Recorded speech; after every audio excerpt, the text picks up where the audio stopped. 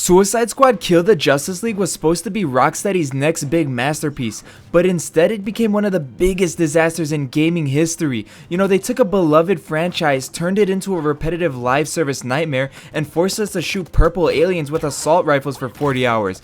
But then TT Games dropped Lego Batman Legacy of the Dark Knight, a game made of literal plastic toy bricks. And honestly, it managed to do absolutely everything right that Rocksteady's multi-million-dollar mess did completely wrong. In fact, it actually feels more like a real Arkham game than Suicide Squad does. But before we get into that, if you guys don't know me by now, I'm Mr. Frosty Flames, but you can call me Mike. We do anything gaming news, reviews, playthroughs, analysis, etc. And we do it in a chill way with no over-editing BS. So if you like that style of content, be sure to hit that sub button and join the Mr. Frosty Flames Legion. We're closing in on 2K subs, so I'd appreciate you if you help me along that journey and you hit that sub button. Anyways, let's get back to the video. To start, I just want to say the core gameplay in Lego Batman actually makes sense, because it nails an identity. In Legacy of the Dark Knight, they actually revamped the whole system. They gave us a legitimate Arkham-style free-flow combat system with counters, dodges, and even stealth takedowns. And that's such different than past Lego games where you're just punching things and shooting things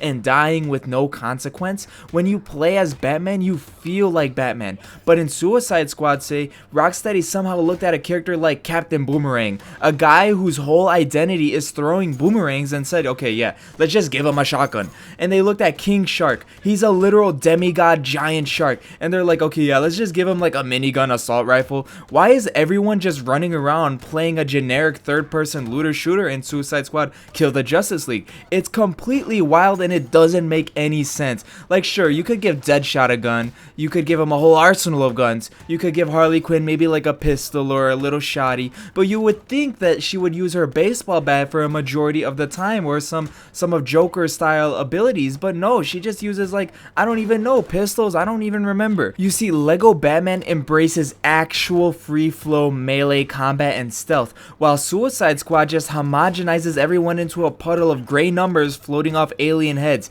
And honestly, shooting purple pimples on a giant alien ship gets old after about, what, 5 minutes, and that's the whole game. And honestly, the funniest part about this whole situation is that this Lego game is actually a better sequel to the Arkham trilogy than Suicide Squad is. Think about it. When you play Batman Legacy of the Dark Knight, you can tell the developers at TT Games actually sat down and studied the Arkham games. Even some, Rocksteady devs and Rocksteady even helped make this game. The combat loops seamlessly, the grappling and gliding feel heavy and impactful, and the detective vision actually forces you to solve crimes. And hell, I even love the Batmobile gameplay. It respects the DNA of what made Rocksteady legendary in the first place.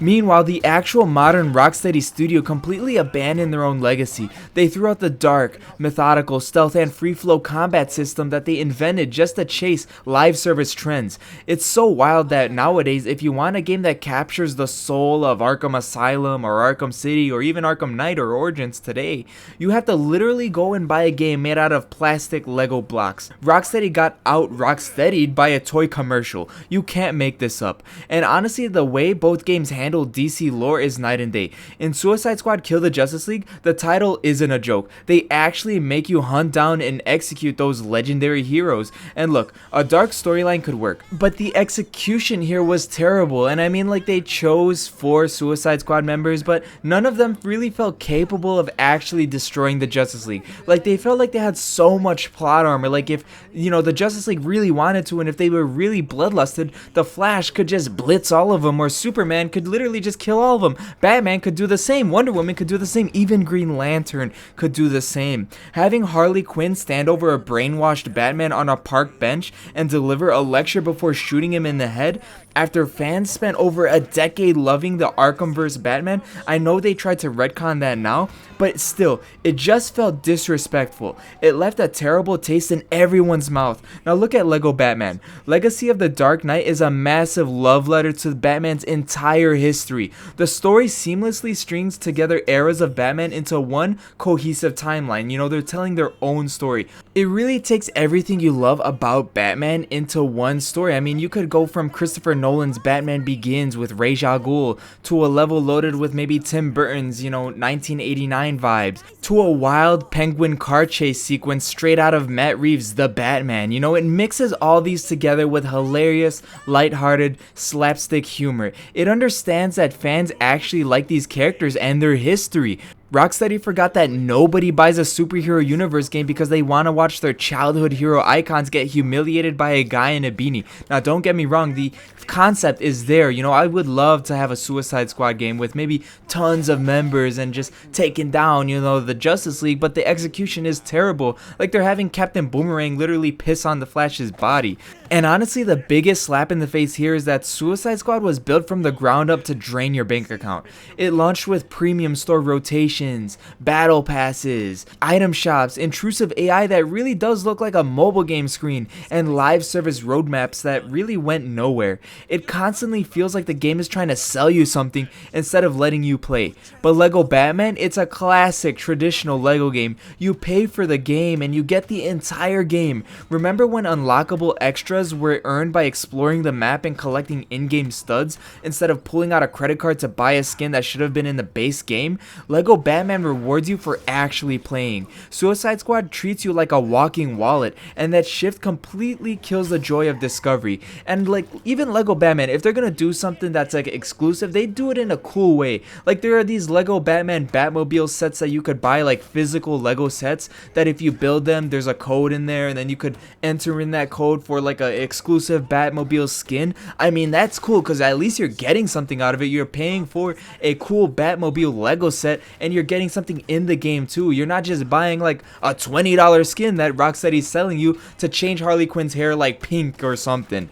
And honestly, look at the open worlds. Rocksteady built this massive, visually stunning version of Metropolis. Technically, the graphics are incredible, the cutscenes are really well done, but it's completely empty. Because of the plot, the entire city is evacuated. So when you're just swinging around a beautiful ghost town shooting the same 3 types of purple alien grunts over and over and over again, there's no soul to it. Meanwhile, Lego Batman's Gotham is a detail-rich, gorgeous open world built in Unreal Engine 5, and instead of just mindlessly shooting, it actually trimmed down the classic Lego bloat to focus on quality over quantity. You're spending time tracking down escaped zoo animals, solving Riddler puzzles, and saving civilians. It feels like a living, breathing comic book world. Rocksteady gave us a massive sandbox but forgot to put any sand in it. The developers even threw in a major curveball for the hardcore fans who think Lego games are just for kids. They added a brand new difficulty called Dark Knight mode, and let me tell you, this mode does not play around. It completely scales up the enemy AI, it makes counters way tighter, and forces you to actually use your full gadget wheel and stealth tactics to survive an alleyway brawl. It feels like playing Arkham Knight on maybe like New Game Plus or something. Compare that to Suicide Squad's idea of difficulty, which is just adding more HP to an alien shield and turning the enemies into massive bullet sponges. One game challenges your skill and mechanical mastery, while the other just challenges your patience while you hold down right trigger for 40 minutes straight. And while Dark Knight mode isn't completely challenging, I mean, you could pass it without dying once, it's still a good thing you should play it on because there's actual consequence to free flow combat. I feel like free flow combat works best when there's actual stakes, and in Lego games, in the typical Lego game fashion, you would expect when you die, you just pop into a bunch of studs and you could just die over and over and over again with no consequence. However, this one, you have a certain amount of lives per level, so if you die too many times, you might need to restart the level, and it's just extra stakes to keep you challenged and keep you thinking about that. And honestly, the end game content is where the wheels completely fall off for Rocksteady for Suicide Squad, because once you finish the main story in Suicide Squad, the game asks you to do the exact same 3 missions forever to level up a battle pass. It's really mind-numbing. But in Lego Batman, Finishing the story is only just the beginning. The reviews are literally calling it the definitive couch co-op game of the summer. You know, you could grab a second controller, sit on the couch with a friend or family member, and go back through levels in free play to find hidden golden bricks. It has the classic old school mystery vibe. You're constantly discovering things together with your buddies. And Suicide Squad, the only thing you could discover is maybe how fast you could uninstall it.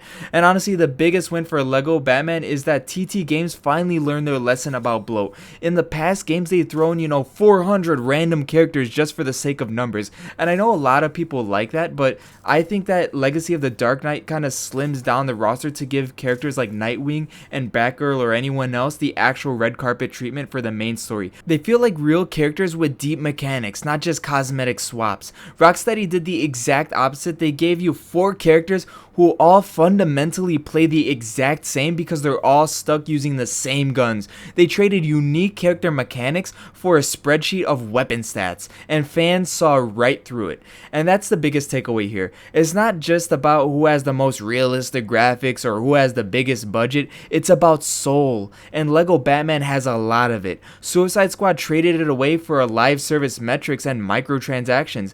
And that's why a game about little plastic blocks is getting massive praise and massive wishlist numbers, because at the end of the day, Lego Batman actually wanted you to have fun. But that's just my take on it. Let me know what you guys think down below. Are you guys playing Lego Batman Legacy of the Dark Knight, or are you just waiting for a sale? And tell me, what did you think of Suicide Squad? Did you play that game, or did you just skip it or watch someone play it? Let me know in the comments down below. But that's going to be it for today's video, guys. If you like this video, make sure you like, comment, share, and subscribe to join the Mr. Frosty Flames Legion. Thank y'all for watching. Mr. Frosty Flames out. Ciao.